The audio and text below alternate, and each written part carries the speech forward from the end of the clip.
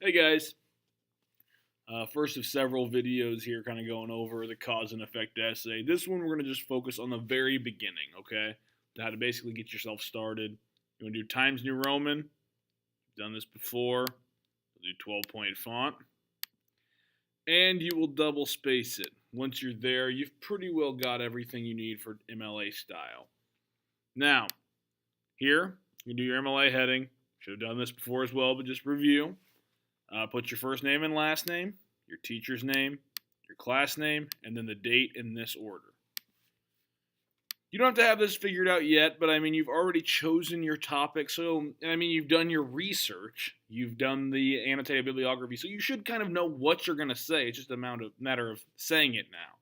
So, if you want to get your title there centered above the first paragraph, that's totally fine as well. Now that opening paragraph, that's what we're focusing on here. We're going from the top to the end of the opening paragraph. The first thing you need to figure out, and you probably should already know this by now, is your thesis. You just need to figure out how to word it. You've done your research, you know what information you have about your person or group. Now it's a matter of saying it.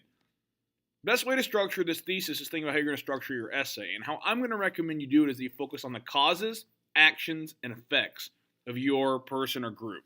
So, here's the cause.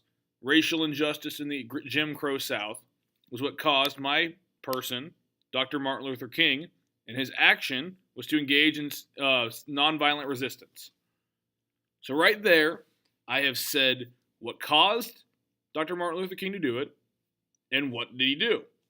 And then I say, what was the effect? His activism led to the passage of multiple landmark legislations and more equitable treatment for ethnic minorities. That's what you need to do. You need to figure out what your thesis is by saying, what caused your person to do what they did? What did they do? And what resulted from it? And from there, I can figure out how to structure my entire first paragraph and my essay. So I came up with this attention getter. In my research, I found out that Henry David Thoreau, a very well-known and renowned author of American literature, was a huge influence on Dr. Martin Luther King. So a quote from On the Duty of Civil Disobedience really helps me get my idea across. Then from there, got the link, kind of moving from idea A and my attention getter to idea B, my thesis. Which again, everything that comes after my thesis must directly support it.